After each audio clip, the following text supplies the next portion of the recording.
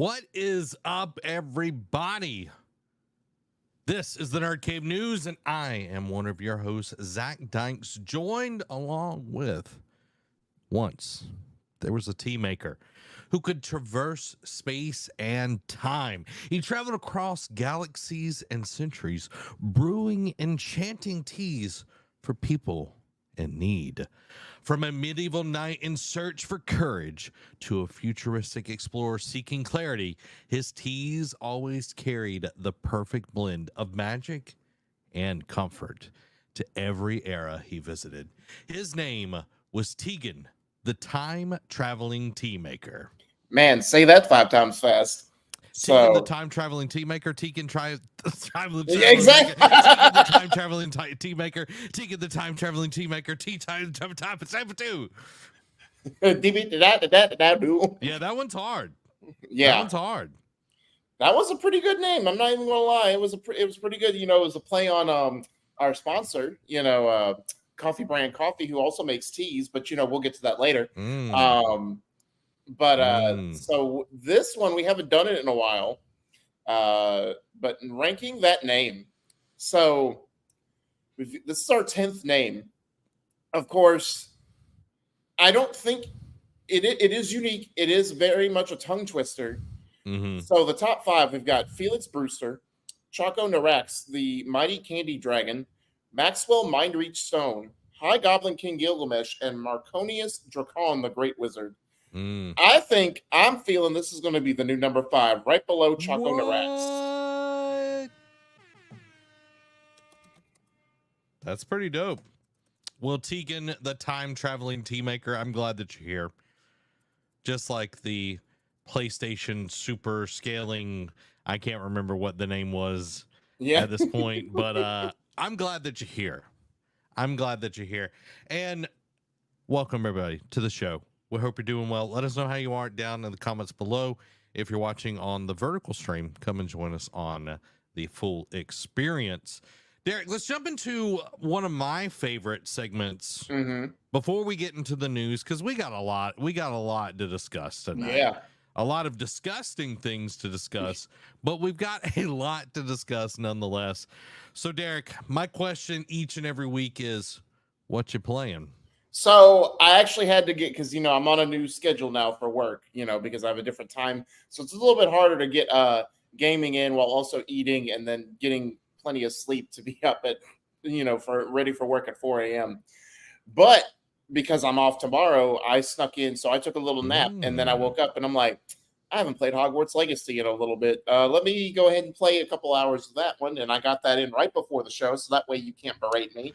Right before the show. Good job, Derek. I'm proud of you. Even though you're, better late than never. Some would say better late than never. So I just did the next trial. I've done the 3rd trial of that. So I did a bunch of side quests. Got into it with Sebastian because he's trying to find. We're trying to find this tapestry now, and I hinted at who's helping me, like one of the good goblins. And, that's pretty much taboo with Sebastian. He went off on me. Now he's apologized and wants to find the last piece of the tapestry, but I digress. And then, what was it? And then I followed Natty to Hogsmeade to find out more. No. She got kidnapped, had to go save her. Yep. But by the Ashwinders. So, and then what was it? Like, of course, the third trial, I will say, was a breath of fresh air because, the trials, like the first 2 are just like, all right, do some puzzle solving, which is pretty good, but then fight like the pensive guardians. This one is like, oh, I'm going to put you in a storybook setting and show a little bit more about what happened to me. Like, it almost was like the, her greatest fear, or like, essentially. And then we find out more about Isadora, pretty much, not getting too much into it. She's doping in a sense. And it's just like, interesting. So, and then obviously there's going to be ramifications to that, but I like the fact that I'm moving the story forward. Yeah. I'm glad that you're getting to get more of the story. Like I know you did a ton of side quests, which are fun, but getting the story, I think, is the strong point of the game. It's the story and the world. You definitely feel like you're part of the world, and it's kind of crazy. Best-selling game of 2023, and again, WB's like, let's go to live service games. You know, let's go to except Wonder service Woman. games. Wonder Woman won't be live service. Yeah, I'm just like, you know, it's like shame on you. Shame on you, WB. Well, Derek, I started playing something. Mass Effect Legendary Edition. Wow, look at you. Yeah.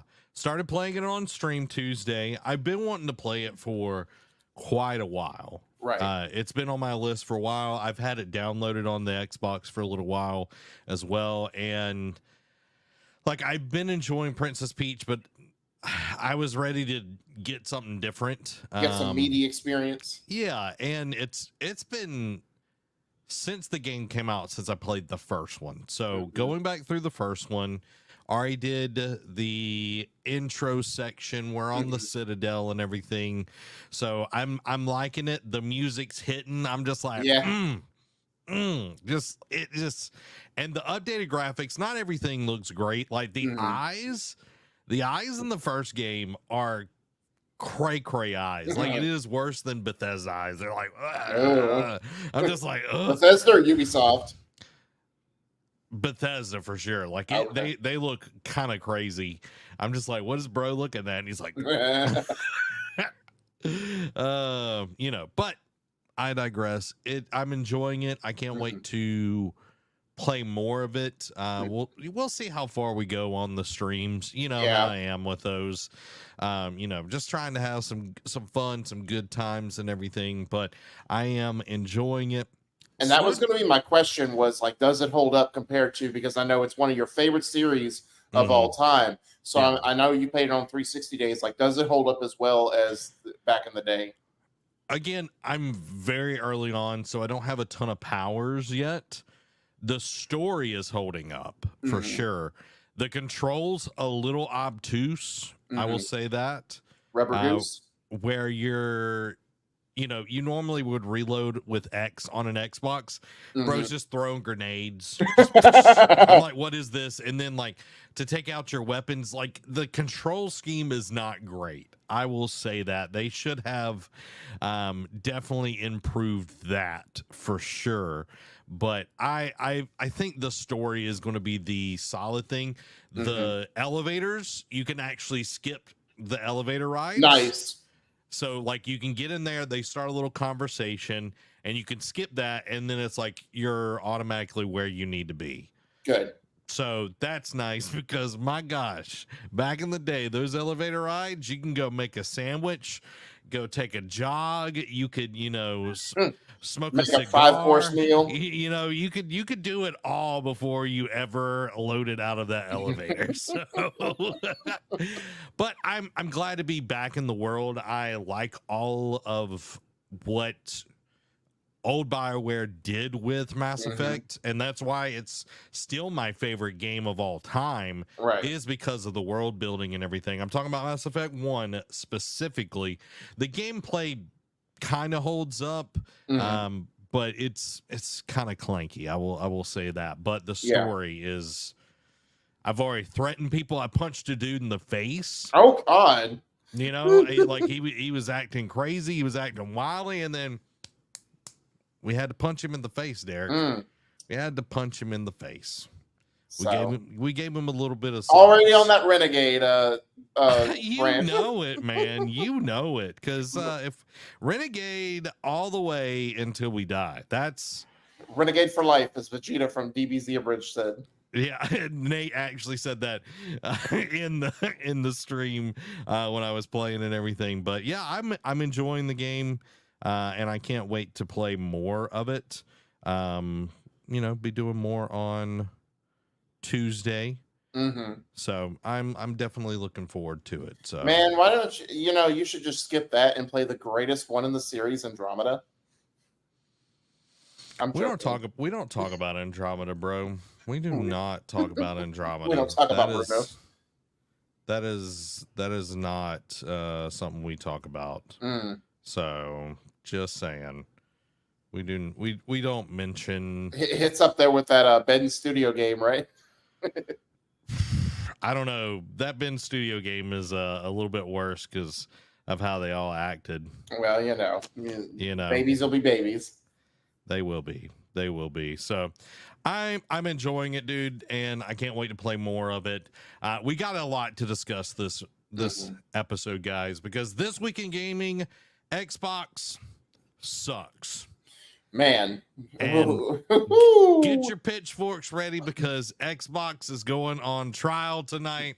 X is going to get it, not give it to you. X is going to get it. Exactly. We've got Switch 2 news. We got Activision being Activision and killing games that people really want, and so much more. This episode of the Nerd Cave News is brought to you by Coffee Brand Coffee, patreon.com/nerdcave, and the Epic Game Store, where you can go and support us for totally free right now by using creator code NerdCave at checkout. Costs you nothing extra, and it helps us out so much each and every time you use that creator code. You know, there's awesome games. There's a lot of indie games that released today. You know, a lot of cool indie games that I'm just like, man, this looks like some Zach games. Yeah. You need to finish Sea of Stars first. I do. Little Kitty, Big City. Okay. It's you play as a cat and you're like in Japan and you're being mischievous. Huh.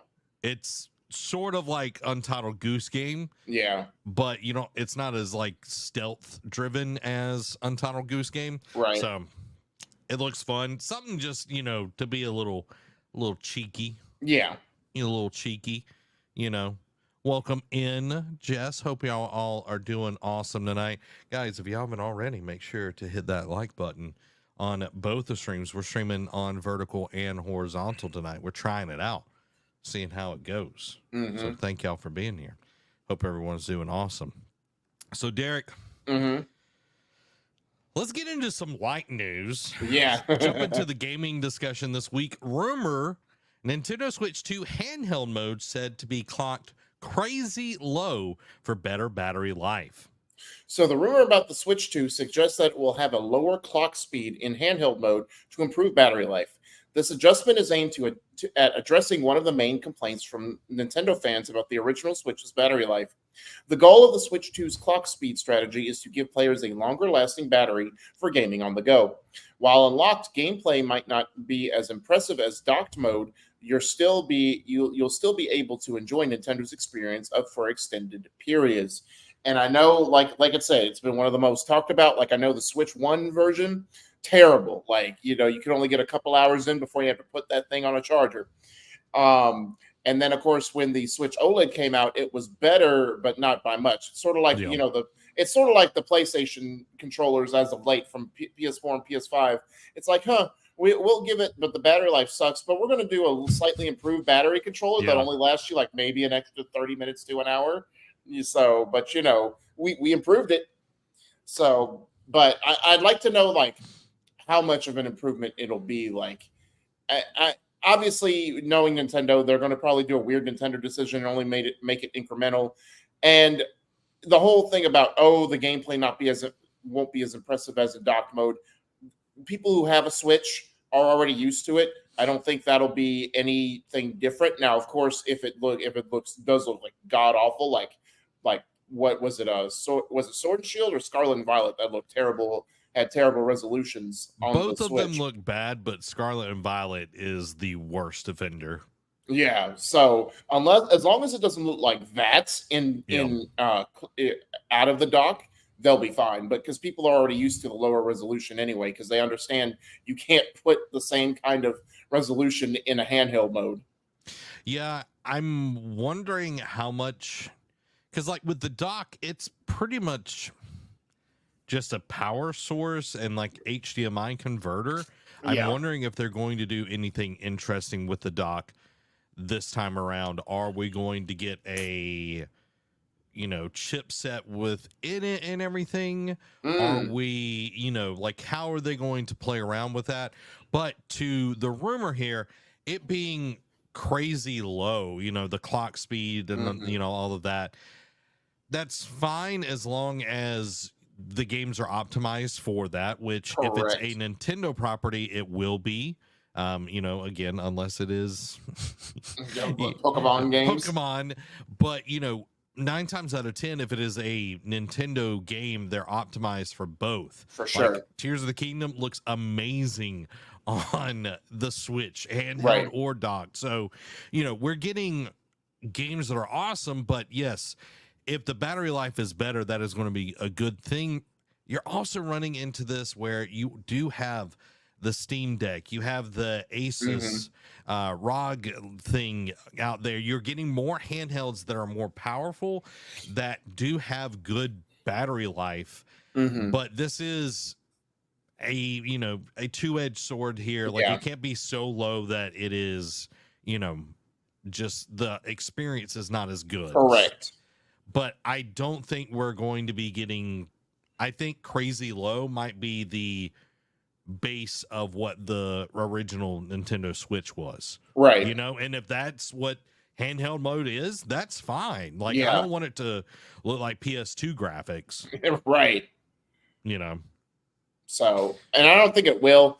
But you say like, oh, there's more powerful handhelds out there with longer battery life. I'm like, but Nintendo, how about this? Nintendo has never cared about power. They only care about the experiences they put out. Yep. And of course, they know they know that they can always optimize their properties for the system, which is the only thing people care about. Because again, like, yes, if you're a kid and that's the only thing you have, you'll get Minecraft, you'll get Stardew Valley, you'll get whatever third-party games you got to, because that's the only system. But people get into 9 times out of 10 get a Nintendo console for the Switch games, because those are the ones that pop the most and have the most vibrant colors. So Nintendo's not going to care about power. That's Sony and Microsoft's forte. So they'll be like, as long as we give you a better battery life to give you longer experiences, we're fine. Yeah, and to Amy's point, I'm going to say it again. Please don't make me buy a new console for a new Animal Crossing game. I'm curious because Animal Crossing came out 2020. It's 2024 now. Ooh. I don't think it's going to be a launch title. No. Well, and how long of a gap was it between New Leaf and New Horizons? Let's see. New Leaf. I feel like it was like 7 years. Launch date. Because I was there for the launch of New Leaf. 2012. Okay, so 8 years. So yeah. I doubt they're ready to put out the next Animal Crossing, to be fair with you. So they might do like another expansion. They might do something like a smaller iteration. They might do something different, because I know they've done like a board game with Animal Crossing. They've done other things. So they might do another property, like another genre with Animal Crossing. But I think we're still a ways off with the next Animal Crossing title. Yeah, I don't think we're launching with Animal Crossing. We normally launch a console with Mario. Coming to the Switch 2, Mario Kart 8 Super Deluxe. Oh, I don't doubt it, bro. I do not doubt that Mario 8 Infinity, we'll get that. I'm sure we'll get some sort of port for Smash Brothers, all of that. I think we'll continue that trajectory on. The thing with the Switch, though, is as long as it is more powerful than the original Switch, I think we'll be heading in the right direction, because I know it is limiting developers. They've said that it is. So I just want to see. It doesn't have to be as powerful as a PlayStation 5. That is not the MO of, Nintendo or anything. Right. I just want it to be a little bit more powerful so we can get more interesting games. I still want to play Kirby. Like Kirby's the newest one. I can't remember, New Adventure or whatever. I now, of course, you put me on the spot. I can't remember. Kirby and the Forgotten Land. Yeah. So at least there won't be a new Zelda title doing a split launch on this time around. True. So, let's move on to some sad news, Yep. especially for me. Activision reportedly rejected a pitch from Vicarious Visions, may they rest in peace, for Tony Hawk Pro Skater 3 and 4, instead wanting them to support work on Call of Duty. Boo hiss, boo hiss. I know. So Vicarious Visions, known for their work on Tony Hawk Pro Skater 1 and 2, had plans for a sequel for 3 and 4. Activision rejected the pitch and decided to have Vicarious Visions support work on the Call of Duty franchise instead. The pitch for Pro Skater 3 and 4 was presented to Activision's head, but they declined to greenlight it. Activision wanted Vicarious Visions to focus on supplementing their larger franchises, specifically on Call of Duty. Activision's decision to turn their teams into Call of Duty support studios isn't surprising, as they have done it before. While the claims remain rumors on an official level, it's not difficult to believe that Activision prioritized their flagship franchise over the Tony Hawk series. And it's not the first time we've seen it.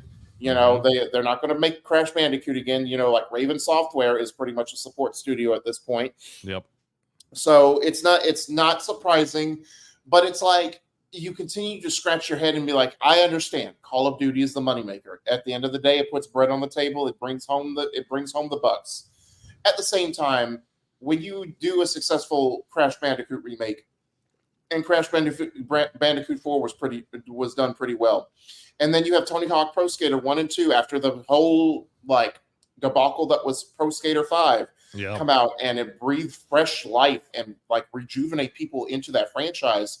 And you all of a sudden are just like, thanks, guys. We appreciate you bringing back some old titles. Now we're done with these. And it's like, bro, like, why? Because, I mean, let's face it. They just crapped out Guitar Hero, that Guitar Hero Live just to be able to keep the rights for another couple of years. But they haven't done anything with that. They actually gave a crap about Tony Hawk this time around. But it's like, now they don't again. And it's like, bro, like, just what are you guys doing? Like, I guess they're learning not to bury the lead, but I guess they're learning from old Phil Spencer, what we'll get into later with his decisions. They're just like, thanks, but no thanks. We're just gonna we're not gonna cut you, but we're just gonna fold you into Call of Duty. Yeah, and they tried to do the same thing with Toys for Bob. Right. I know Tony Hawk went on record in 2022 talking about this, that they wanted to make 3 and 4. Originally, it was going to be 1 through 4, and they didn't have enough time to develop it, so they made it 1 and 2. And then they were like, okay, let's make 3 and 4, because you can see some of the elements that were in 3 and 4's, like skating and all of that were brought into the remakes, because that's where people kind of like, oh, well, this is how I remember it handling or whatever. So they like, kind of brought that in just to make it whatever. Yeah. So this being where we are now with Vicarious Visions, and we talked about this when they did get folded into Call of Duty development and everything, it's like, wow, you put out this game and it was great, and then you get folded in, and like you said, Xbox has learned this as well. You can put out a great game, but it doesn't mean you get to stay around. Yeah. Well, and here's the thing, like, even if they could reject the pitch and their fold in process was like, hey, we want you to help, like work, not just be a support studio, but like spearhead the next idea for Call of Duty. Like, that could still be okay, because they're still getting to do what they want and make a game that they want to, or not maybe that they want to do, but just make a game, like put their stamp on it. Instead, they're just like, hey, just put support. It's sort of like being demoted to tech support. And it's like, they have so much talent and they can do so much more. Same thing with Raven Software. And it's like, you're pretty much binding their hands to do what you want to, and you're pulling the puppet strings. And it's like, how is that great business sense? Like, it's great dollar sense for you. It's not great business sense. Yeah. This is just a quick article from Forbes by Matt Perez. I'm just going to read the top line. Tony Hawk's Pro Skater 1 and 2, the remaster of the first 2 entries in the best-selling skateboarding video game series, has reached 1 million units sold through since its release in September, making it the fastest-selling entry in the long-running franchise. So, and this is an older article, so it's not even like something that's new and fresh. That was in September 14th. Yeah. 2020. So how many more has been sold? Because it was an amazing remake. I remember playing it Correct. on stream. It was so fun. And let's say it was a $40 game, if I remember correctly. 40 or 50, one of the two. Yeah, I'm gonna just say 40. That's $40 million, Derek. Yeah. You know, and I know not all of it goes to the publisher. There's Right. PlayStation gets a cut, and or Xbox, whoever. But it's like when that game is brought to you by a smaller team, and it doesn't have as much overhead. Tony Hawk is definitely getting a cut, but you're still making bank on it because I'm curious what the how much it would have cost to make that game. Correct. So it's just crazy to see how these companies treat their developers. Yeah, and that is a running story that we're going to be talking tonight. It's just crazy. I'm looking up cost of development to see if I can find it. Do you think Vicarious will do a Toys for Bob and break off, or do you think that they're just too embedded at this point to do that? I think they're too embedded, especially because that was a while ago when that happened. It's just one of those things. It's like I hope we get to see Vicarious Vision come back, but I don't think we will. It's just sad, and I hate it so much. Amy said, "More COD. Come on." Yeah. Unfortunately, COD makes money. I don't know why, but it still makes tons of money each and every year. And the only thing that's beaten it has been Hogwarts Legacy. Yeah. We'll see. Again, since they're now under Bobby Kotick's oppressive rule, maybe they can actually put out better games. We'll see. We'll see. But something that's good, something that's that'll just warm your soul is some Coffee Brand coffee, because it's exceptional quality coffee. Like it's delicious, and they've got no gimmicks, and they don't deal with any politics. They're just making delicious coffee. Guys, they have over 4,000 verified views, and most of those are 5 out of 5. They got 12 coffee blends, 12 organic teas, 3 hot cocoa flavors, and they have cold brew and K-cups. So all of the deliciousness is there for your convenience. Amy just got a pod. She got like a reusable Keurig pod that she can put whatever in there. That was like super cheap. It was like $5. Oh, wow. That ain't bad at all. But the thing that I love about Coffee Brand coffee is that is hand roasted, fresh to order. So it's not sitting on the shelf.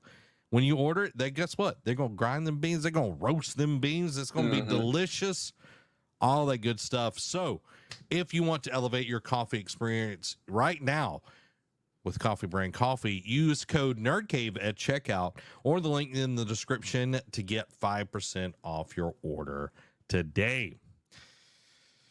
Now let's get into topic of the show. I feel is this, because we've got several parts to all of this. It is it's $10 total for the reusable cake. Well, including shipping, she means. Oh, with shipping. Okay.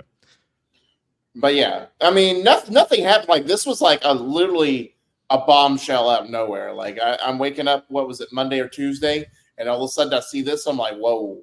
And the first thing I thought of was that court case. Yeah.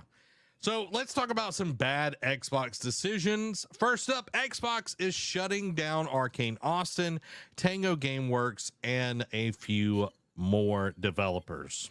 So the closures are a result of reprioritization and reallocating resources to focus on high-impact titles and beloved franchises. Some team members from Arcane Austin will be joining other studios within Bethesda to work on future projects.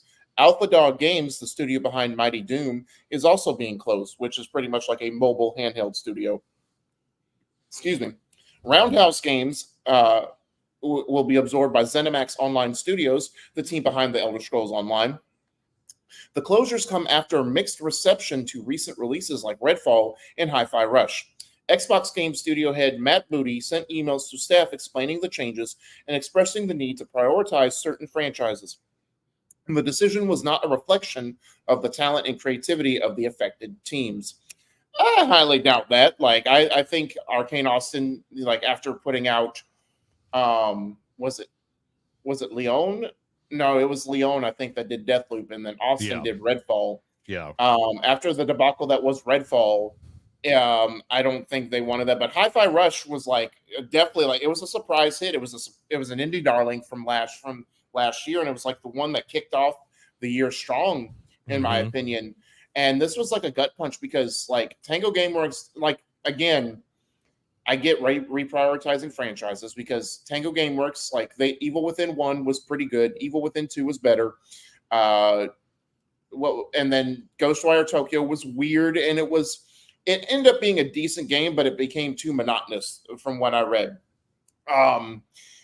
So I understand the moves, but it also seems like they're all Bethesda under Bethesda's umbrella. They're slowly closing like the branch studios. Yep. And it's like Bethesda's like, man, we should have asked for more money to be bought out if we knew this was going to be the end result a few years later. Like, I wonder if they're regretting that decision to be bought. And it's like, man, so what you're telling me is you only care about Elder Scrolls and Fallout is what you're telling me. And then like the few hits here and there like Wolfenstein and Deathloop. But it's what was your reaction to all this when you saw this? Absolutely crazy. Yes, Redfall came out, was not good. Prey was great because Austin put out Prey. They made it. Okay. It was a really good game. And the little side adventure too they did, Prop Hunt essentially, that was good too. What gets me is after all of this kind of pandering and like, hey, we're here, we love developers. We're going to do what's good for developers. Whatever game they want to make, we're going to make them, going to let them do that and all of that. We're not going to force them to make games that they don't want to make. And we've gotten into this position because Sony bought Activision Blizzard for $70 billion. You mean Xbox? Yeah, whatever. I don't know who I said. Sony. Xbox bought Activision Blizzard for $70 million, $69 billion or whatever. With a B. With a B. I'm over here messing it all up because I'm getting frustrated at Xbox. And it's like, okay, we can buy these developers, but do you actually know how to utilize them and make them successful? Because before that, yes, we had the debacle with Redfall. Phil Spencer goes on the apology tour, we got all of this. And then it's like, how long have they known that they're going to shut down Redfall? Correct. Arcane. And again, like recent memory, they put the beginning of last year, they put out Hi-Fi Rush and it was a huge success. So how far did they know out in advance that it's like, hey, we appreciate you putting out your little passion project, but we're still going to have to close you. Well, and what gets me is Hi-Fi Rush had 3 million plays. Right. 3 million players playing Hi-Fi Rush. Now, is that, where everybody is, using Game Pass or whatever? I don't know, but it is a big player account, Yeah. But it just, for me, it says that we do not care about what people are doing. Yeah, you're just giving lip service. You're trying to make it a feel-good story, and then it's like behind closed doors, you're like, yeah, we're have to let them go. Yeah. I'm trying to find this tweet by Janet Garcia because I thought it was very, very good because she quote tweeted something. She tweets a lot, apparently. Well, that's a new generation. Yeah, I know.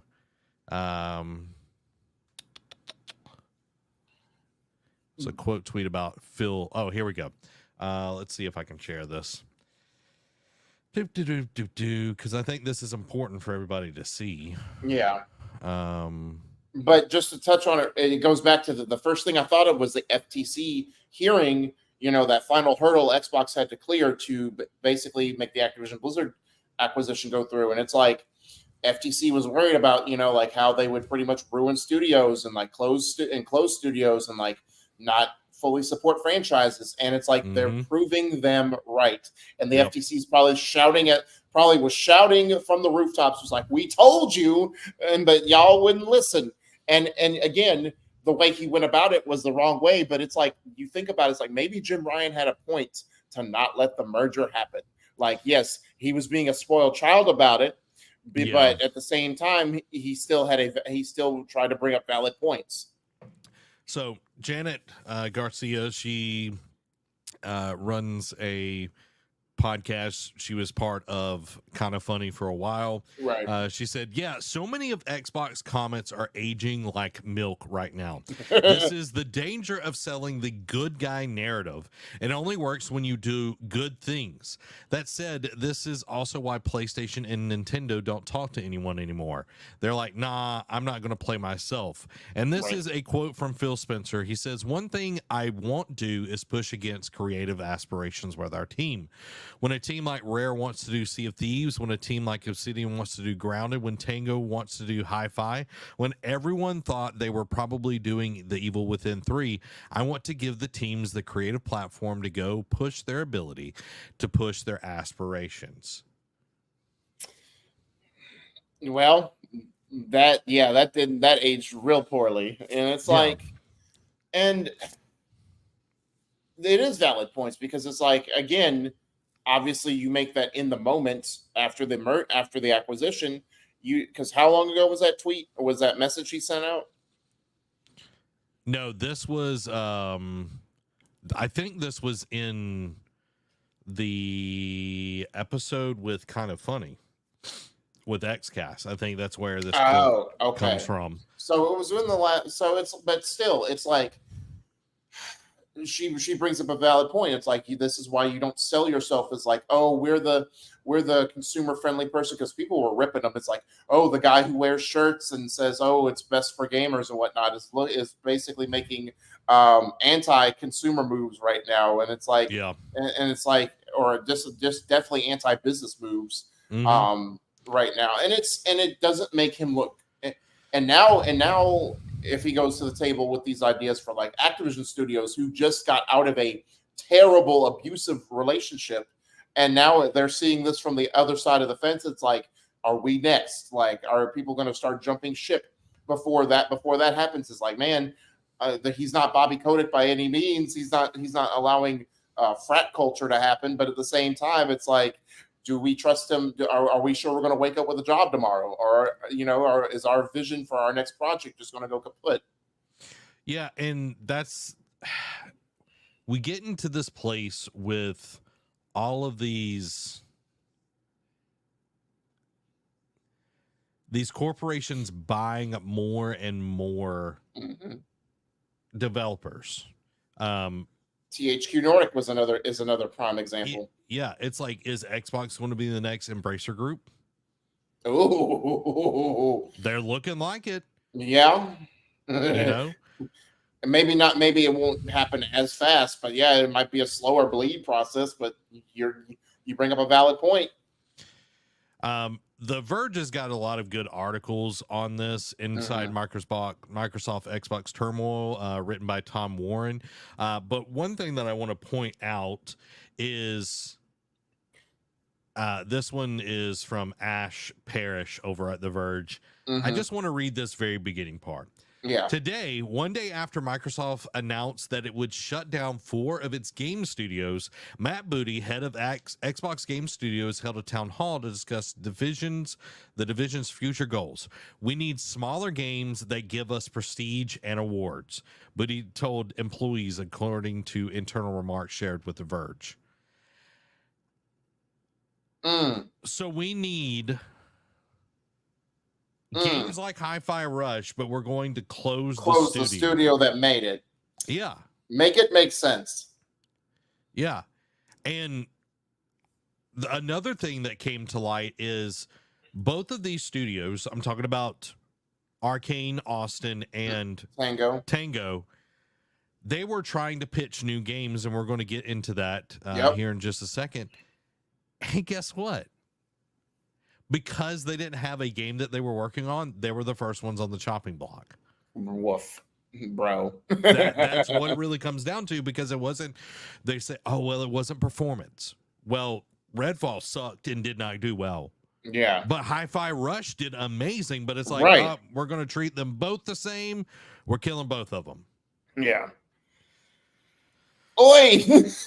Like, it doesn't, it just, it make it, and I get it at the end. This is why people like it, this is why entertainment should stay entertainment, but this is when business and dollars creep in and ruin it. Be like, whether it's sports, whether it's movies, and now it's video games. It's like, eventually the dollar will ruin everything. Oh yeah, it's not about the art; it's about the bottom dollar.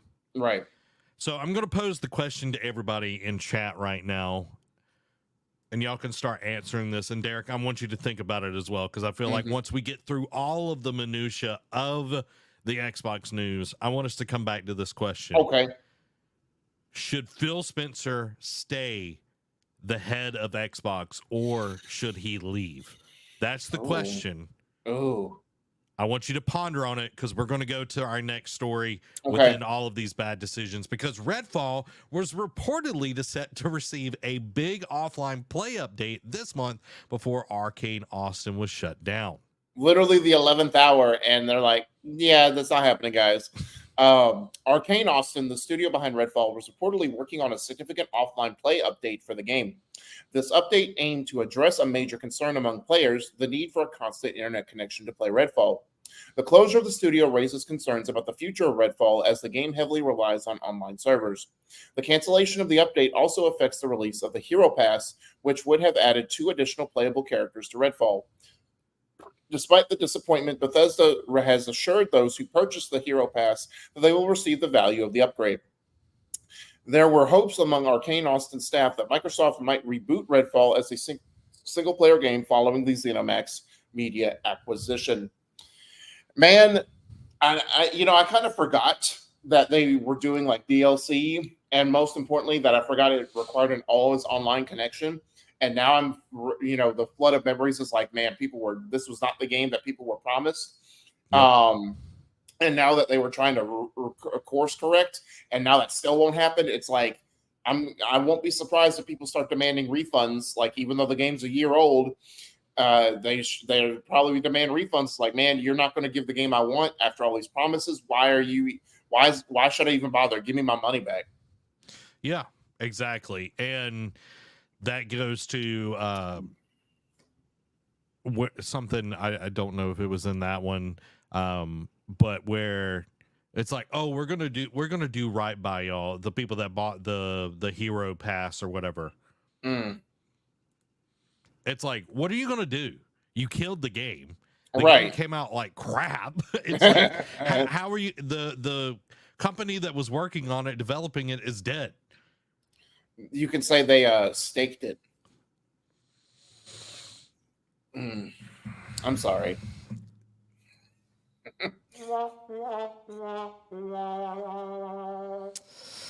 Thank you. You're welcome. So I kind of mentioned this. We're going to move on. I think we can beat a dead horse only so much tonight. Tango Gameworks pitched Hi-Fi Rush sequel before its sudden shutdown. So Tango Gameworks, the studio behind Hi-Fi Rush, was pitching a sequel before its sudden closure.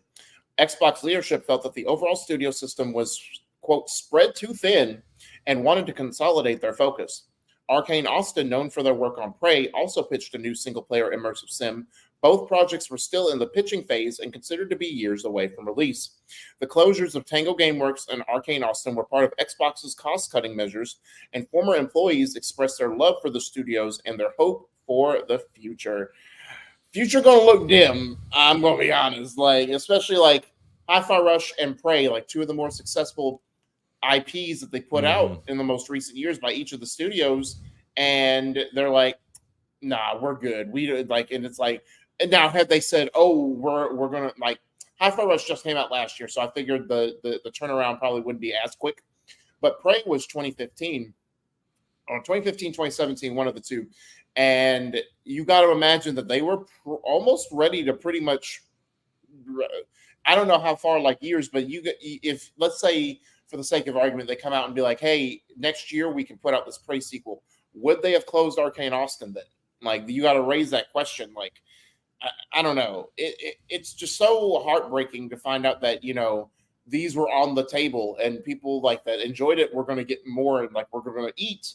And now all of a sudden they have to swallow their pride. Yeah. Well, let's go back to, we were talking about Activision folding in Vicarious Visions after, Tony Hawk Pro Skater. And it's the best selling of the franchise, sold 1 million copies. That's pretty awesome. Hi-Fi Rush has 3 million players. Yeah. That is big. Like, if you got 3 million players on which a shadow drop game, there was no press. There was just that one day where it was like, hey, here's the trailer. It's out today.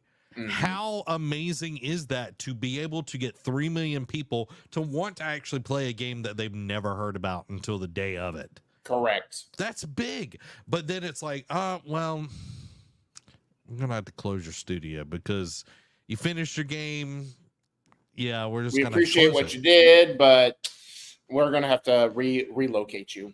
That brings me to this question. I know a lot of people are like, we've got a lot of developers within the Xbox umbrella, and yes, they are going after Bethesda developers at the moment, but we also saw layoffs at 343. We've seen a lot of stuff going on, and Microsoft as a company has had some of the biggest layoffs ever in history. Yep. So I think they're cutting a lot of costs and everything, and Xbox is not making money. It really is not. No. It's costing a ton of money. They're making these big bets on things like Call of Duty, but we've got Hellblade 2 coming out. Right. In like 2 weeks. Yeah. Like actually 10 days. Yeah. Yeah. So we've got this game. I haven't seen any press about this game. Good point. There's been no trailers, nothing. So Ninja Theory, I feel like if the trend continues, Ninja Theory might be on the chopping block because they're finishing up their game. Yeah. A lot of people have been talking about Double Fine as well because their games don't sell that great. Yeah. And then the third I would like to say is Rare. Oh, good point. But I know. How about this? Sea of Thieves just got a big, invigorating boost coming to PlayStation. Yeah, but they can play all the content that they made over the last few years.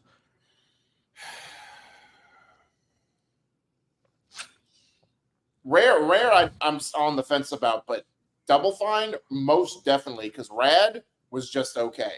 Psychonauts 2 was good, but as we've seen with Tango Gameworks, one good game in the last couple of years is not going to save you. Yeah. And then what else did you say? Ninja Theory. You bring up a very valid point. I have not seen any marketing push, and like you said, it's coming out in less than 2 weeks. Yep. And if this was a Sony exclusive, they would have started marketing like 2 months ago. Like, you'd see it on buses, you'd see it on billboards, and then you'd start seeing the TV commercials drop. They'd be dropping trailers left and right, like developer interviews. And granted, yes, they have shown off. It has been several years for Hellblade 2, and they have done developer deep dives and these long gameplay demos. But now is the time for you to really push it. It's like, hey, and it also raises the questions like, do they believe in this game? Like, the game is visually beautiful, but there's no doubt about it. But it's like, does the story hold up just as well as the first one? And if Microsoft doesn't think so, maybe it's like, maybe we shouldn't push it as hard. I don't know. It's a very strange, like, where are review codes? Where, Good, yeah, because even, like, granted, they always say redacted all the time, but Kind of Funny would be hinting at, it's like, can't wait to go home and play Hellblade 2 or something like that, like they might not say, like, I'm playing, NDA or embargo or whatever. Like, but they would always hint, and you would think about the releases around this time, and it's like, all right, because with that, mum's the word for right now from them. Yeah. So I feel very, It's like, what is actually going to happen with all of this? I'm kind of scared for a lot of developers over at Microsoft. And, you know, it comes down to the point. It's like, how can you make a good game if you're always in fear of losing your job? Yep. Tango Gameworks, we're moving to our next story. Tango Gameworks founder Shinji Mikami shares a brief reaction to studio closure. So Mikami, the founder of Tango Gameworks and famous director of Resident Evil, shared his reaction on Twitter. In just a few words, Mikami expressed his sadness about the studio closing down. He founded the studio in 2010 and directed notable games such as The Evil Within and its sequel. The critically acclaimed game Hi-Fi Rush was the studio's latest release. Mikami announced his departure from Tango Gameworks in February of last year, which was shortly after Hi-Fi Rush, stating the desire to create smaller, unique games and make room for younger talent. So he got out. So he's not.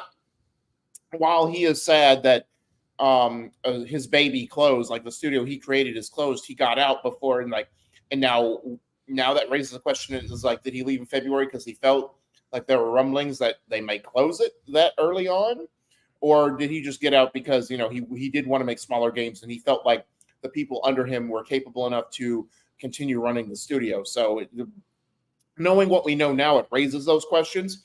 I think it's the latter. I think he just was like Shuhei wanting to go out and do like his own like passion projects type things. But it's still sad that, because I mean, again, like he created it and like he that was his baby. Like it maybe all the games he made weren't as successful as he wanted it to be, but still it was he put his stamp on it. Yeah.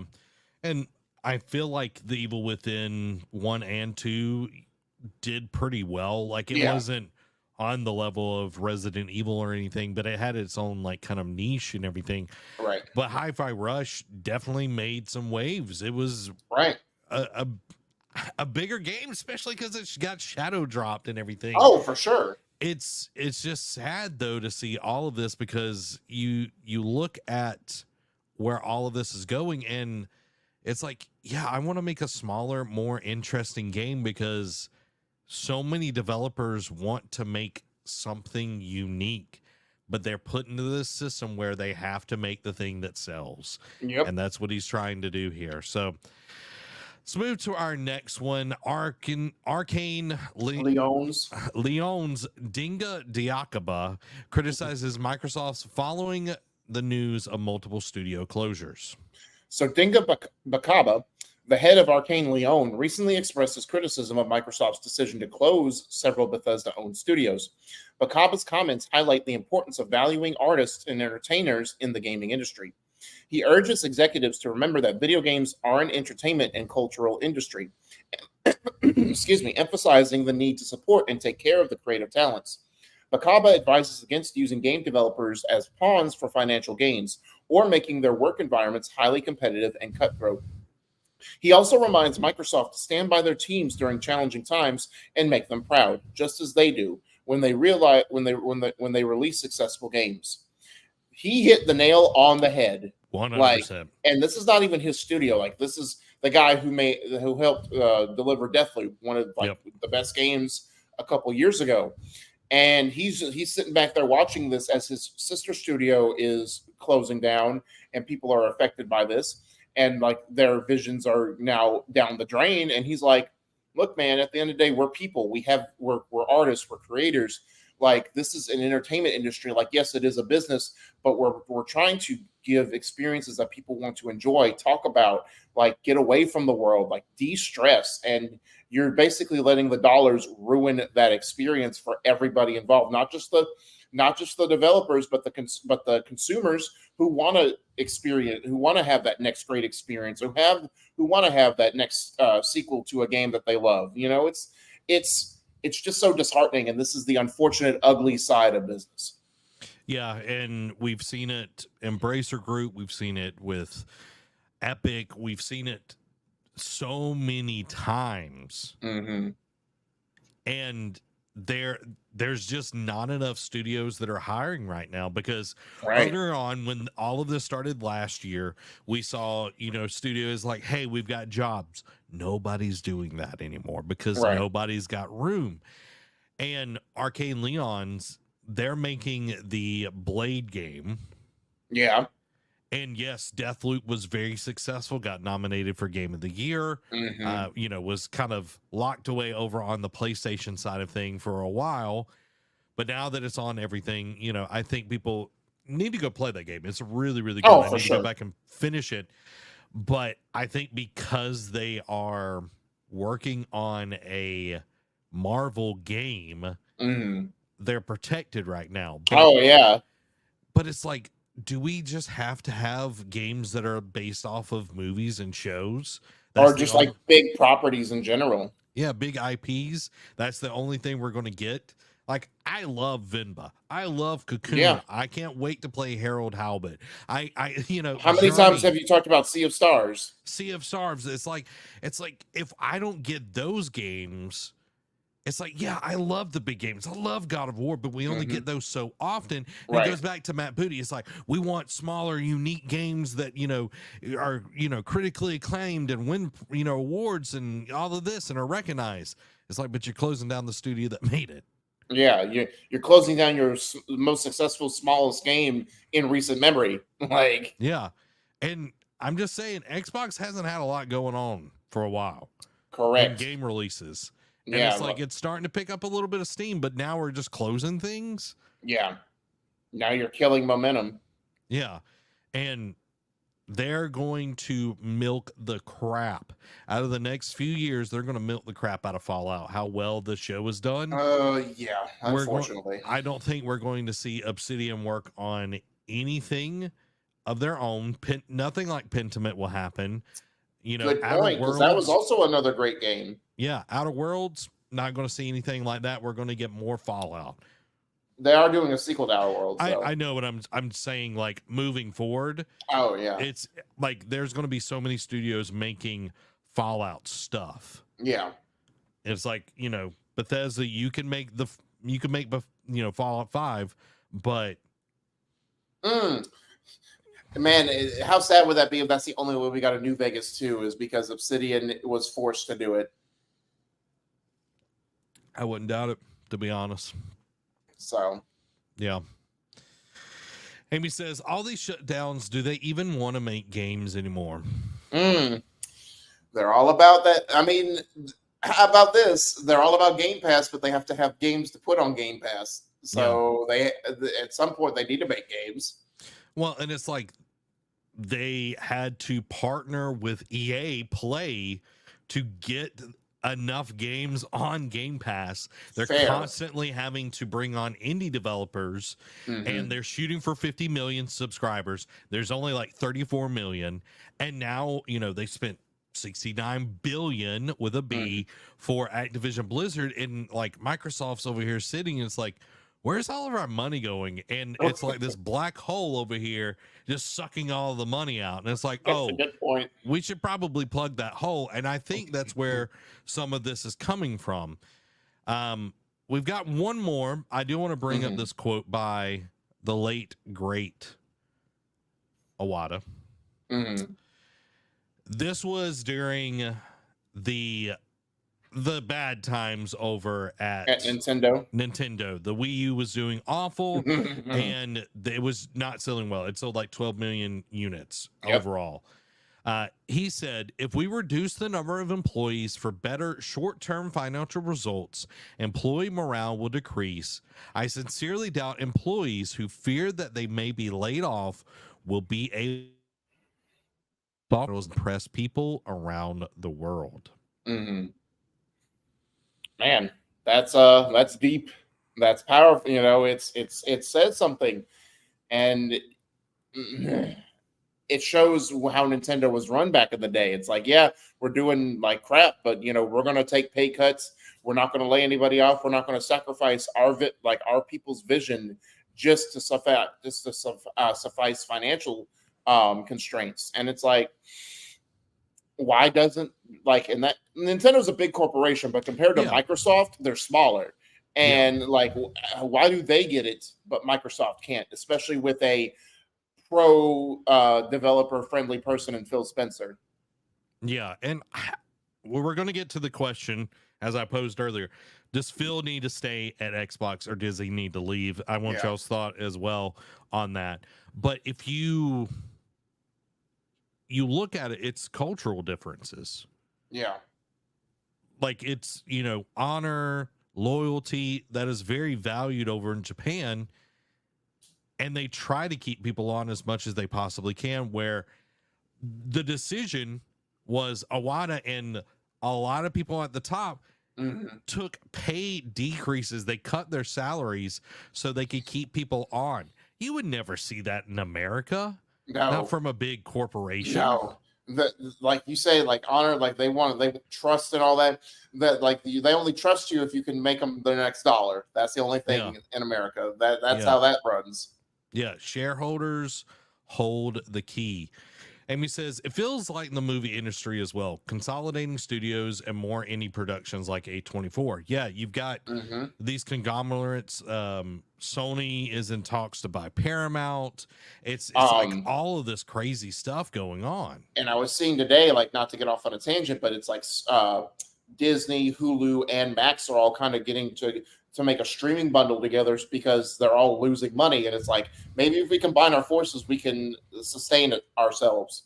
Yeah. And it's like, profits are not always going to go like this. Like it exploded, but it cannot keep going like this because guess what? It costs so much to live right now. Yeah. When eggs are like $20 a dozen, I know that's an exaggeration, right? But it's like when things are so expensive, it's like, and not to mention, like they raise their subscription prices. Yeah, we'll get into that in just a minute. Disney Plus is the flipping worst. Them and Netflix, it's like someone sneezes and like raise the prices. Right, like Disney Plus, like if you want to buy the year membership, it's like $140, $150, and it's like, oh man, that hurts so much. Yeah, and it's like you're not putting out great content either. Let's just be honest about that. Let's be honest about that. Secret Invasion. Hey, but there's X-Men 97. That's the only one holding it down. But at least show does not justify it, Derek. That's the coin. All right, let's move into our last bit of Xbox bad news. Microsoft debating Call of Duty on Game Pass along with another price hike. Oh, speaking of price increases, Microsoft's acquisition of Activision Blizzard has raised questions about whether COD would be included on Game Pass. Internal debates within Xbox are ongoing regarding the addition of new COD installments to the gaming subscription service. Some argue that a Game Pass release could undermine COD's revenue for Activision Blizzard and Microsoft. Microsoft is also contemplating a potential price hike for the ultimate tier of Xbox Game Pass. While nothing has been finalized, the price hike could mean that a future COD release might appear in most versions of Game Pass. COD is one of the most profitable IPs in the gaming industry, crossing the 1 billion with a B mark in sales and generating significant revenue. Microsoft's recent earnings report showed a 62% growth in Xbox's content and services, largely influenced by Activision Blizzard. And again, this is the golden goose. This is the crown this is the jewel in the crown.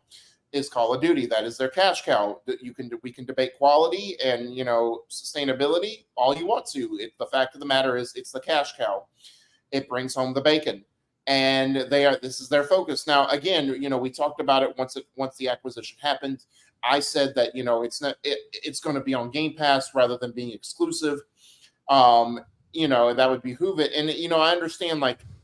The only thing I disagree with here is like the undermining of COD sales. Like, yes, there will be more people that get it on Game Pass. I understand that because too many but that's going to be more of the casual player because the casual player has been burned too many times for spending $60-$70 or more for the Ultimate Editions on COD, playing it for like a couple weeks to a month and then dropping off and never playing it again and regretting their purchase. And it's like, well, I'm not buying the next one because why if I'm going to do that, only do it for a month.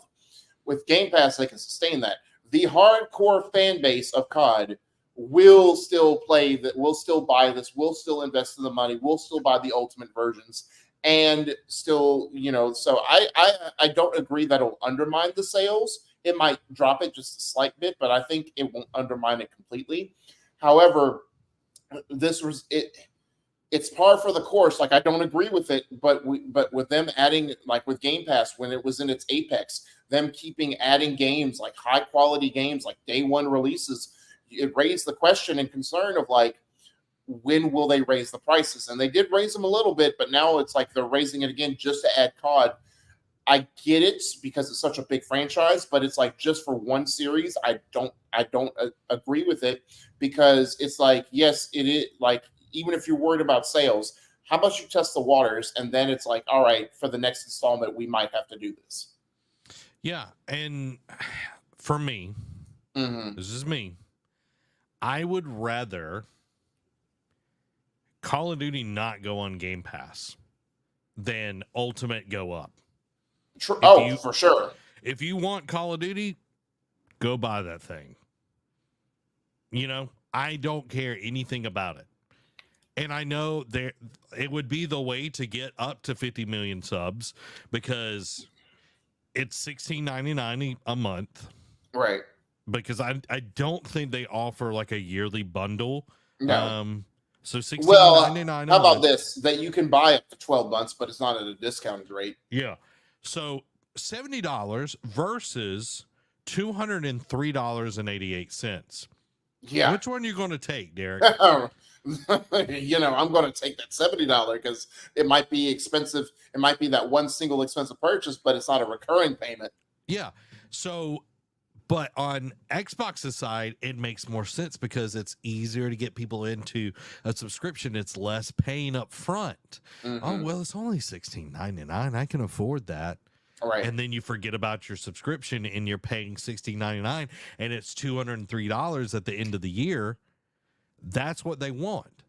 They can either charge $70 up front, which they'll do over on PlayStation and Nintendo, which will be a janky version of it, or they can do Game Pass and make $203 off a $70 game.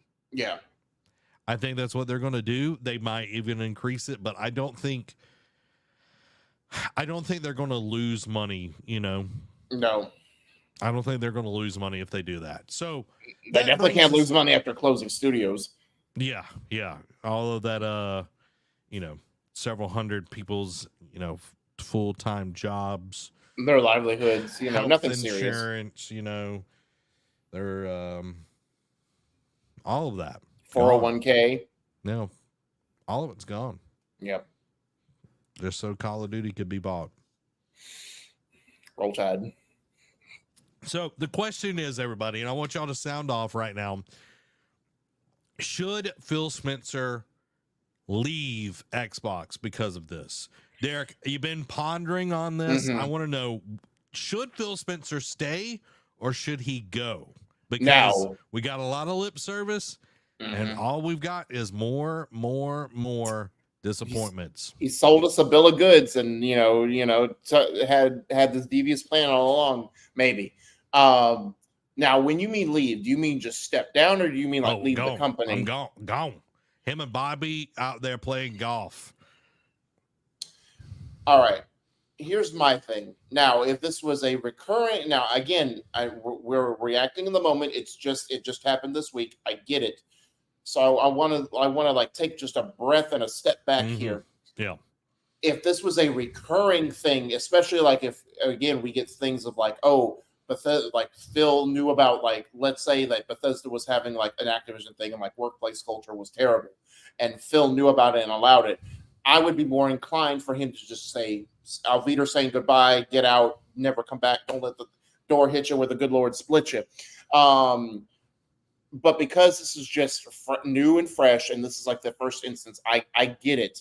I get the PR speak, and this is the backlash. He's going to have to eat all the crow he just spat out. And I don't agree because I still think he does good business decisions in the long overall in the overall term. I think it's more pertinent because I think they want to keep.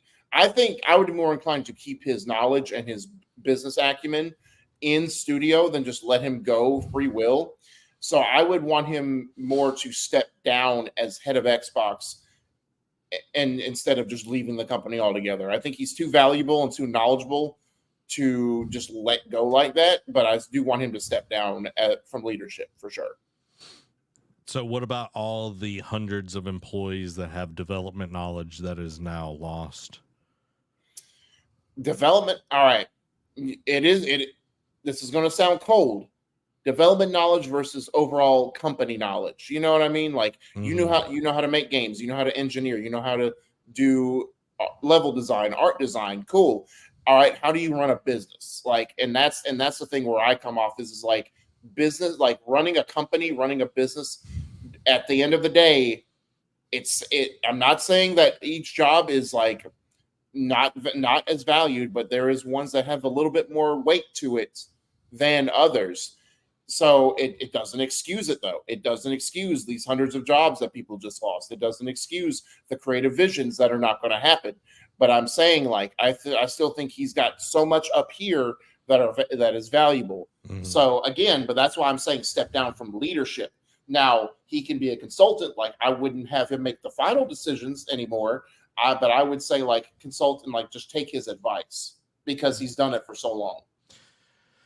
Like for me, Phil has done a lot of good for Xbox. Right. And I think, we are in a lot of turmoil right now. 100%. Yeah. The push to buy and consolidate and consume more and more development teams is putting Xbox in this position. PlayStation has already closed the studios as well. I'm going to point that out. Xbox, though, they're on the precipice of greatness or utter destruction. True. And one of the quotes was that they're spread thin like peanut butter.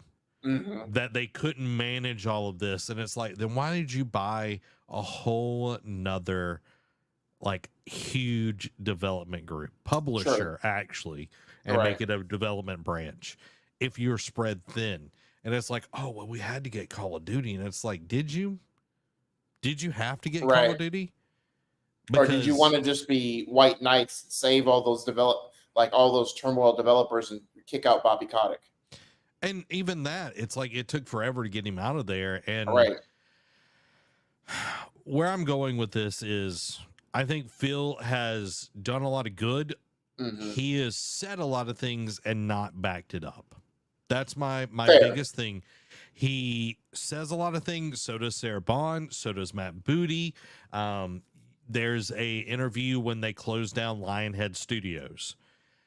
Kind of funny was showing this where Sarah Bond and him were like, they were just distraught. We're really going to learn from this, and we're going to make sure in the future that this doesn't happen, that we keep our studios viable. Right. Where are we at right now? Yeah. These studios were viable. Like these studios were not, like Lionhead had great games for a long time, but Peter Molyneux and all of that definitely made Lionhead Studios an unviable studio. But Tango just released an amazing game. Did Arcane Austin not release a great game? But they had in the past Prey, and some of that was decision of board members at Bethesda. Do you think those board members got the boot? No. We're keeping the wrong people, and I think that's where we're getting at, is we're keeping the wrong people, and eventually we're going to lose so many talented developers because of shareholder greed and just poor decision making, that we're going to be set back. We're constantly losing people, and nobody can, like I talked about, nobody can hire people because there's not enough to go around right now. It is definitely a famine season, but it goes back to Microsoft's recent earnings report showed 62% growth. Right. I talked last week. They had 7 of the top best-selling games on PlayStation. They touted all of this. And now we're closing down studios. Right. That's a bunch of hogwash. It's like the infamous Eric Andre meme where it's like the guy sitting on the armchair, he shoots him and is like, why are we not making any great games? Well, you're closing the ones that do. Like, why'd you shoot him? Right. Why did you do this? it just gets on my nerves to constantly having this come back. And again, is this Phil's decision? Probably not. Yeah. I'm sure Phil feels really bad right now. Yeah. That these people are losing their jobs because people above him are making these decisions. Right. 1000%. I don't He has think, to answer to bosses. yeah, he's got people above him, you know, but it comes back down. He is the head of Xbox.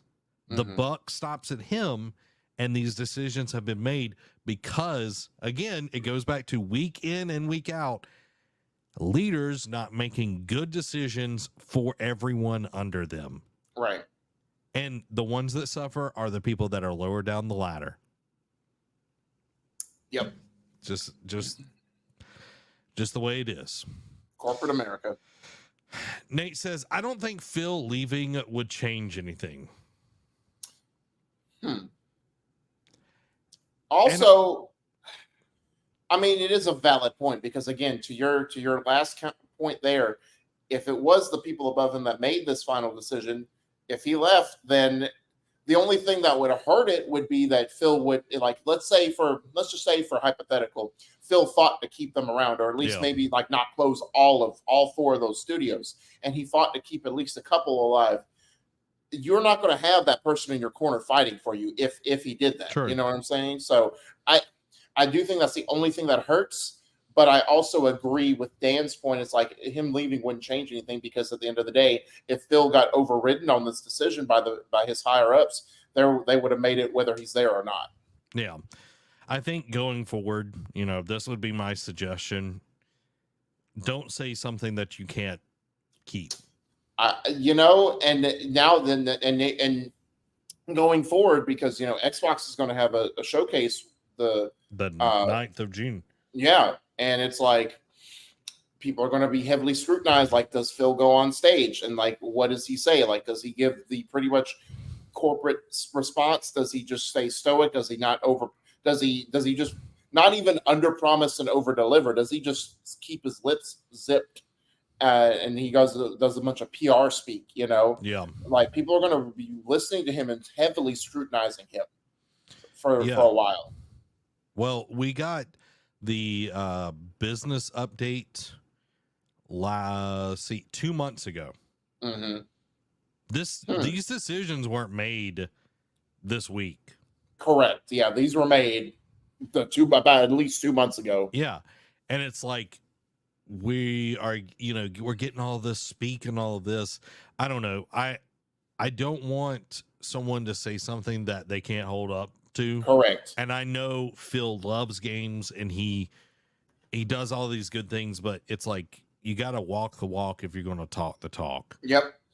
And that's why I tell people, it's like, I'm not going to, like, if people ask, like, I've had people, like, in my past, like, where they ask me, like, a GameStop or whatever, that asked me, it's like, hey, can you make sure this is done or whatever? And it's like, and I look at the mountain of other things, or like I would realize like what kind of day it's been customer wise, and I just kind of like, I don't know if I can get to everything. Like I can get to some of it, and they kind of look at me. It's like, well, we need all of it done. It's like, just being honest, this is the layout. Like I'm not going to promise you something and then not follow through with it. So this may not be the answer you want to hear, but this is the answer you're going to get. Yeah. So don't be people pleasing. Right. Be honest. You don't have to be a jerk about it, but don't be people pleasing. That's all I ask, moving forward. And hopefully we can stem the tide, stem the bleeding that's going on. And I feel like it's every week we talk about the same stuff, and it being Xbox this week doesn't lessen it because they have so much money. Right. Could they have taken a pay cut? For sure. Let's move over to the PlayStation news. We're talking about more Xbox. Xbox poised to bring more games to PlayStation as insider claims everything is going. So an insider claims that everything is going when it comes to Xbox games coming to PlayStation. This isn't the first time we've heard about Xbox games heading to PlayStation. There have been previous reports suggesting that the majority of Xbox titles will be brought to rival formats. publishers are showing interest in supporting PlayStation for their games, indicating a shift in the gaming landscape. Microsoft has expressed its commitment to bringing more games to PlayStation as they aim to meet players where they are. And to spoil one of the PlayStation quickies, today it got talked about that Hellblade 2 might be coming to PS5. Like, now, how soon? Don't know. I don't think they're going to wait at the last minute to be like, oh yeah, it's coming same day as the Xbox, because that would definitely, especially after all this, that would definitely signal a bad sign. Like, yeah, it might be better for the consumers, but for the business sense, it's like, all right, you're going to do this. You brought Hi-Fi Rush over to PlayStation. You close that studio. You're going to do the same thing with Ninja Theory, as you stated earlier. So I get it, because they're finding success, and like because they tried with smaller, not Sea of Thieves is smaller, but it's not as huge. Like, it's not talked about in the same vein as like Gears of War or Halo. So now I know Gears has been talked about maybe being a possibility now. Halo has not been, and I think that might be the one holdout, because that pretty much, when you think of Xbox, you think of Halo, at least back in the day. So I think they might want to hold that one a little bit. That might be the last one to go. But I do think, I do believe this, that some of the other major franchises, it would be interesting. Like the Fable reboot, will that come over? Will we get Forza? Like, interesting thing was like, will we get Forza? Because then you worry about, for PlayStation's, like, do they close Polyphony?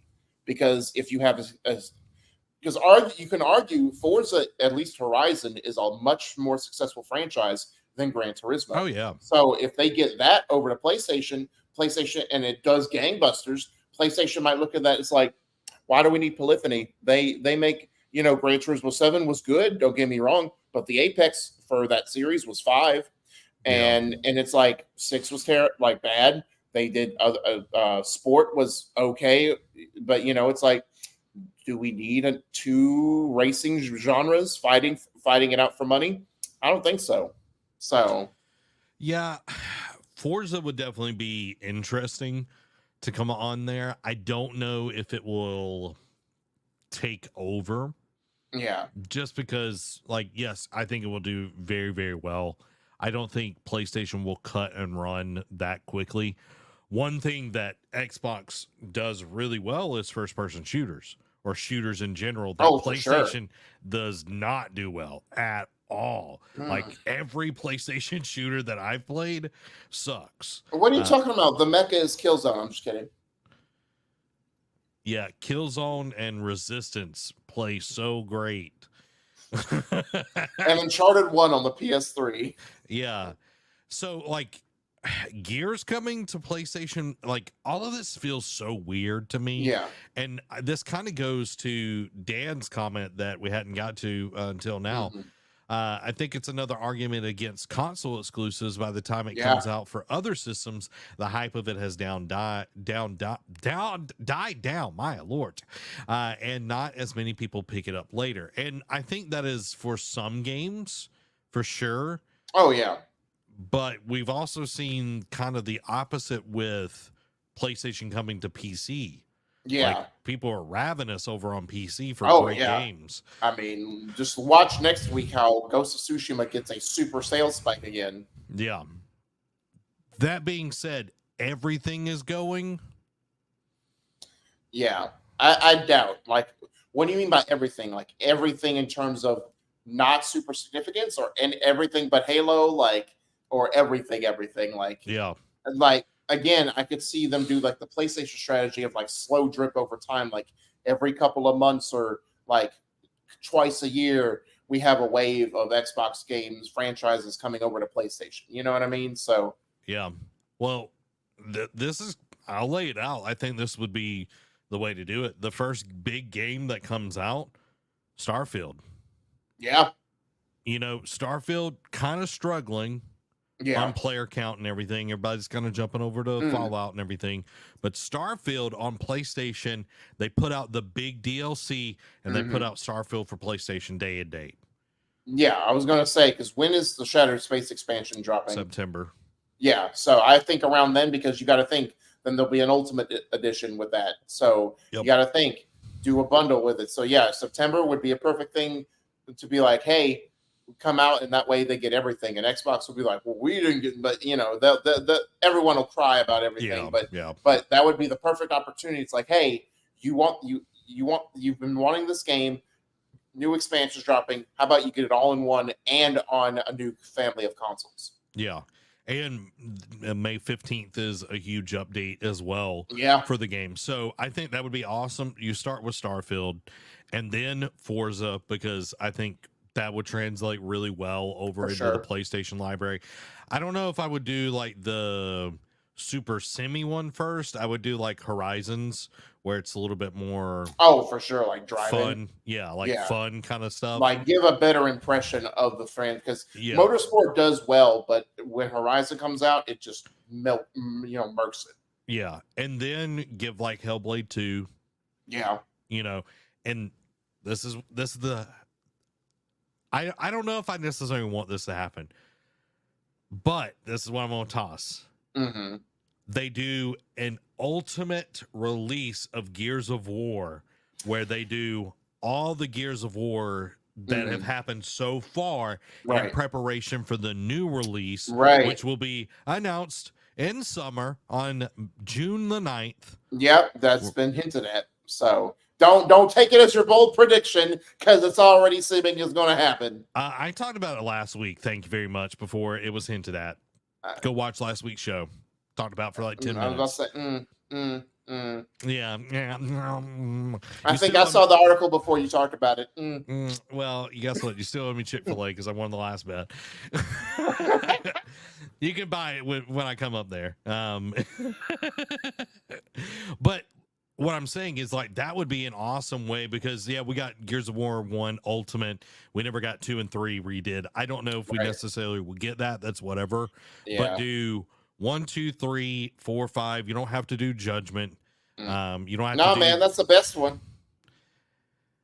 No, but put all the DLCs in there as well.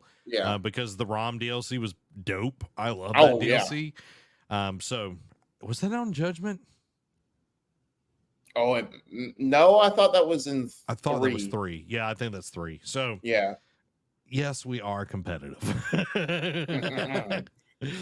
But yeah, I don't know about Halo. I don't think Halo comes. I agree with that statement. Like, again, because Infinite was such a mishandled thing after release, that might be the only one that comes. But I do agree with you. I think because Halo is pretty much so defining of Xbox, I think that's the only one that doesn't go. It's an either or, because I feel like the identity of Xbox is Halo. Like Gears of War, yes, it was the next generation, but Halo is so tied to the Xbox, it would feel like you just gave away the thing that makes Xbox, in my opinion. Correct. Or it could be the first one. They do the Master Chief Collection. You know what I mean? They do the Master Chief Collection. They roll in Reach, ODST into there, 5, and then they put Infinite all into the new Master Chief Collection. I'm over here like spinning $100, but I'm over here spinning a yarn tonight.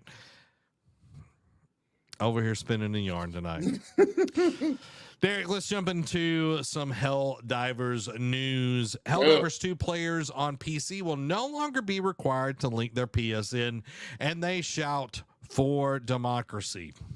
It'll be short-lived democracy, because they're going to do the thing like, so it's funny that PlayStation just makes this decision, because it was like a whole debacle on over the weekend, and it's been rectified.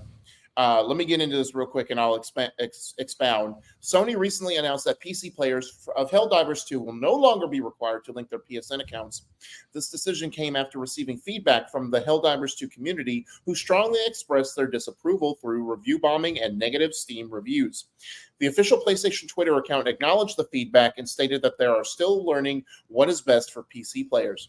Arrowhead, the studio behind Helldivers 2, played a crucial role in advocating for the players and expressing their support for the reversal of the requirement. Johan Pilestedt, the head of Arrowhead, thanked the community and PlayStation for making the decision to keep PSN account linking optional.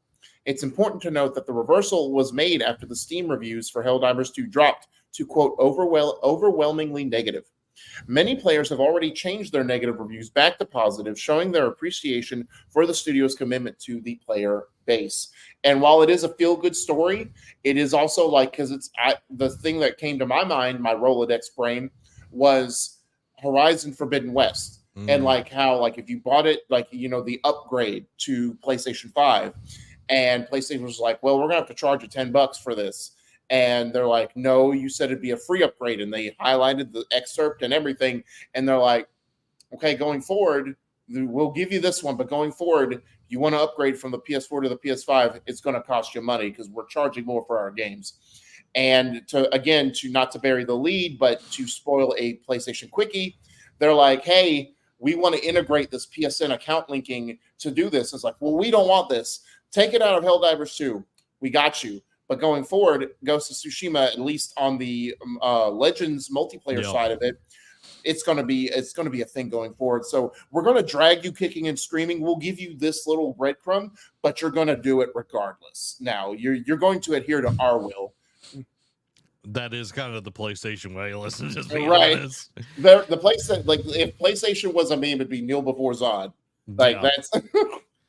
Yeah, strongly is an understatement. Yeah, with the PC side of things, this is not a necessarily new thing. We've seen Ubisoft do this. We've seen, Rockstar. We've seen Xbox as well. Mm-hmm. Like, everybody's done this, but the way PlayStation went about this was the absolute wrong way. Yeah. They're definitely wanting to get PlayStation accounts created. Oh, yeah. But if they would have launched with it, that would have been one thing. Right. If they would have made it a war bond, or you get, something extra. Oh yeah, like how you log into the app, like on mobile devices, like log in with your account and you get bonus items in game or whatever, like incentives. Yeah, if they would have done it that way, I don't think it would have been a problem. But saying you have to do this to play the game that you've been playing since February 8th, my birthday, and John Williams's, and if you don't get to play the game that you bought and you've played for several months now. Yeah, that is not the right way to handle this. And I know we say it about Nintendo all the time, but this is a weird Sony decision. Yeah, and this is not Arrowhead's decision. This is somebody on the board. Yep. It's like, hey, this would be a great idea. If it would have been able to work when Helldivers 2 launched, there would have been no issues. But doing it this way, forcing it is the wrong way, and clearly it backfired and blew up in their face. And again, yes, we are going to see it in Ghost of Tsushima's online side. You don't have to have it for the single player side of things, but they're trying to tie this where they can see an uptick in PSN accounts, get people into the ecosystem so they can make more money. And the way they this is for security. No, it's not. No, it's not for security at all. If anything, that money might go to improving the stability of their servers, but it's not for security. Trust me, PlayStation security sucks, because how many times around Christmas has the PSN gone down? It's pretty much a yearly thing at that point. You know what I mean? Yeah, it's like, don't tell me one thing and don't give me pee and say it's lemonade. Like, right? It's almost like a rite of passage. It's like, Merry Christmas, you got a new PlayStation. It's like, oh, I was saying, we got you these big online games. You can download Fortnite already, and it's like, can't play it because the servers are down. Yeah, so I'm glad that they've changed course, and I love that the CEO was supporting the players. That's one thing that these corporations don't get. It's like, you have to prioritize your audience over yourself, and that's just not a thing that people do these days. Nope. And it's sad. Derek, let's jump into the PlayStation quickies. Okay, starting off, PS5 was the market leader in unit and dollar sales for Q1 of 2024 and March in the US. New PS5 Pro GPU details reportedly leaked. PlayStation will let you send a QR code to invite people into your games. Sony has reportedly thrown its hat into the ring alongside Apollo to buy Paramount for $26 billion with a B in straight cash. Sony confirms community game help is now available for all PS5 users. Jeff Grubb claims a PlayStation showcase is still happening this month. Mark Healy says Media Molecule's new project is, quote, more of a game than a creative tool. Helldivers 2 is still the best-selling premium game of 2024 year-to-date. Following that, Polar Patriots Warbond is out now and brings trap-laying weaponry, Arctic armor, and more. Popular Helldivers 2 community manager appears to have jumped ship following the PSN backlash. Can't blame him for that one. Final Fantasy VII Rebirth ranks 14th in lifetime dollar sales in U.S. across all Final Fantasy games. Destiny 2's Shadowkeep, Beyond Light, and Witch Queen expansions are free until the final shape launches. Microsoft is reportedly thinking of bringing Hellblade 2 to PS5. It looks like Horizon Zero Dawn Complete Edition is leaving the PS Plus Extra catalog on May 21st. Sucker Punch confirms PC players won't need to link a PSN account for Ghost of Tsushima's campaign, but it will be required to play the Legends Online multiplayer mode. Finally, it's a new month. May brings new PlayStation Plus free games So what we have is Football Club 24 for the PS5 and PS4, Ghost Runner 2 for the PS5, Tunic for the PS5 and PS4, and lastly, Destiny 2 Lightfall for the PS5 and PS4. Some good stuff in there. Yeah. Some good stuff in there. Ghost Runner, I'm looking forward to playing that. Yeah. I ain't got a chance to play it. I'm about to say Ghost Runner and Tunic are definitely the highlights of that. We could play some Football Club, man. Mm-hmm. Nah, I'd rather just beat you in Madden again. Straight skunk you. Like I did for, King of the Hill, the king of the nerds. Yeah, well, you do smell like a skunk. So, just saying. Whatever. Everybody should go check that out, where I absolutely whooped Derek in Halo. I mean, yeah, but who came away with the crown at the end, sir? Sorry, you broke up, guys. You can become a NerdCave member by going over to patreon.com/NerdCave.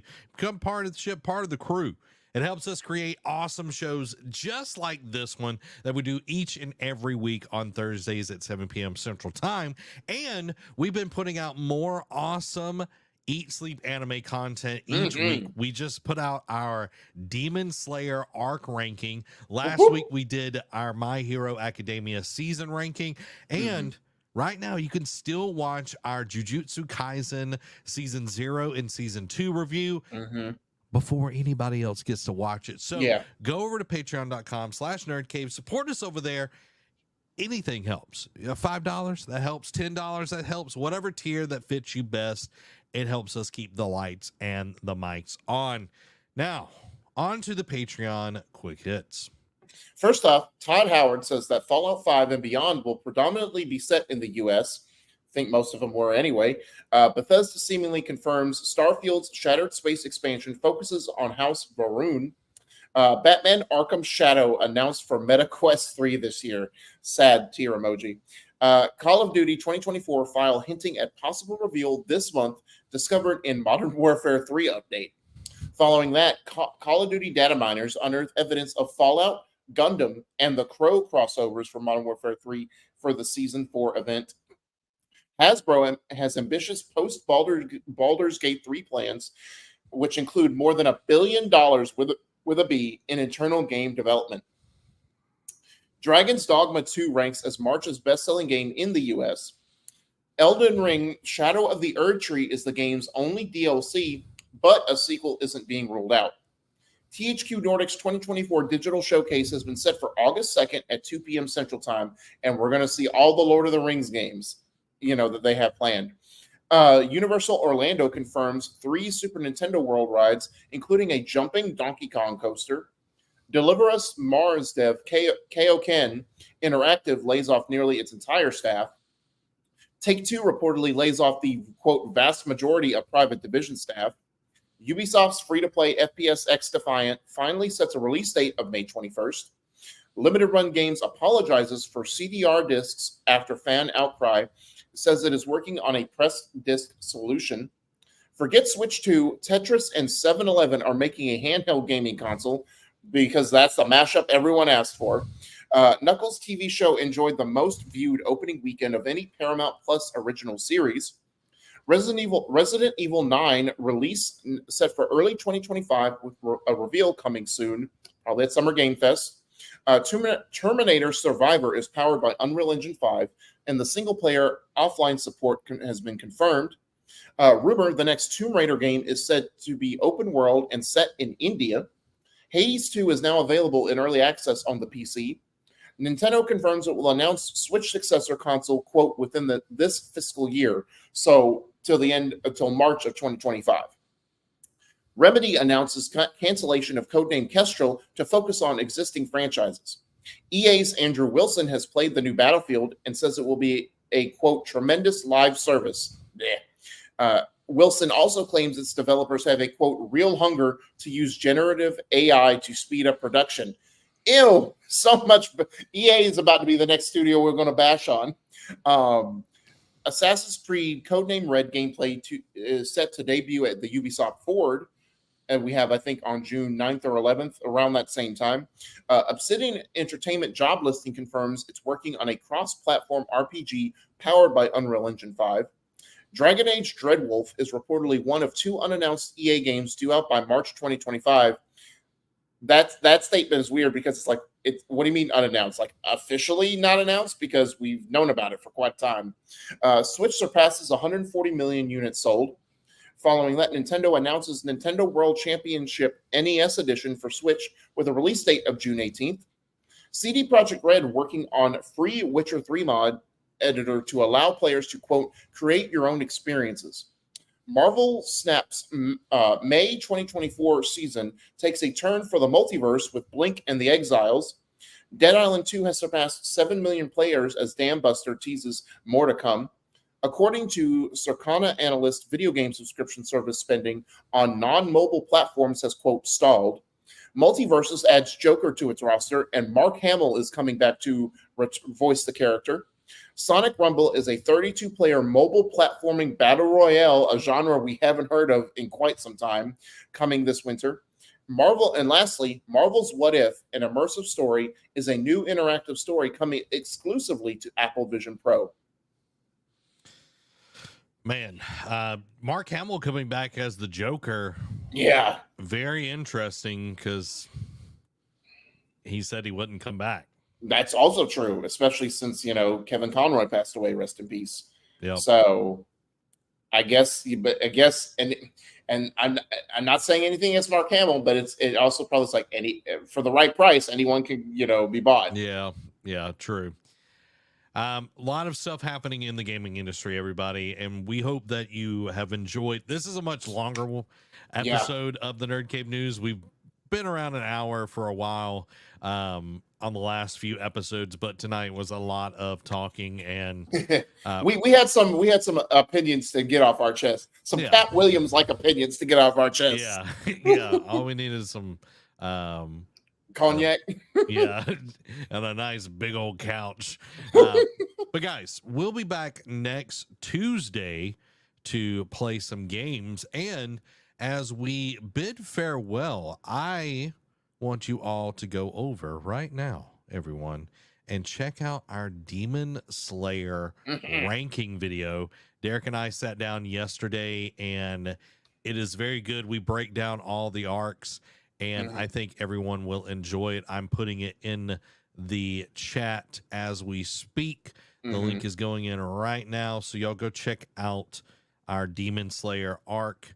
If you do not have the chance to watch it right now, you should do it later. Otherwise, the Nosuke will come and find you. Yeah. No, Haga Netsuke will come and find you because we'll tell him you broke his sword. That's right. You don't want that. Trust me. That dude gets jacked. Yeah. That dude gets jacked. Guys, this has been Zach. And Tegan, the Tea Time hold on. What? Oh God, I can't even get my own tongue twister. Tegan, the time traveling tea maker. Y'all have a blessed week. Bye.